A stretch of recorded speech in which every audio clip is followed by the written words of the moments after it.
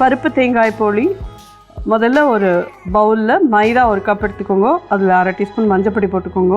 உப்பு ஒரு சின்ன பிஞ்ச் போட்டுக்கோங்க. தண்ணி விட்டு நல்லா 2 டேபிள் ஸ்பூன் நல்லெண்ணெய் விட்டு பிசைஞ்சு வச்சுருங்கோ. மிக்ஸ் பண்ணி வச்சுருங்கோ. 2 மணி நேரம் ஊறட்டும். அதுக்கப்புறம் இன்னொரு கடாயில் கடலைப்பருப்பை எவ்வளோ வேணுமோ அதை நல்லா வறுத்துக்கோங்க. வறுத்துட்டு நல்லா சுடுதண்ணி விட்டு ஊற வச்சுருங்க 1/2 மணி. அப்புறம் குக்கரில் வச்சு 1:3 கடலைப்பருப்பு எடுத்துன்றதுலேருந்து 3 பங்கு தண்ணி விட்டு ஒரு 7-8 விசில் வாங்கி நல்லா மைய ஆக்கிட்டு எடுத்துருங்கோ. அந்த வெந்த கடலைப்பருப்பை அதோட கூட 1/2 பாகம் தேங்காய் திருவல், அதோட 1/2 பங்கு வெல்லம், இதெல்லாத்தையும் மிக்சியில் போட்டு நல்லா அரைச்சிடுங்கோ. அதுக்கப்புறம் ஒரு கடாய் எடுத்து அந்த கடாயில் இந்த அரைச்ச விழுதை போட்டுட்டு அதோட கூட ஒரு 1/2 டீஸ்பூன் ஏலக்காய் பொடியும் போட்டு நெய் 1 ஸ்பூன் விட்டு நல்லா சுருளாக வதக்கி எடுத்துட்டுருங்கோ.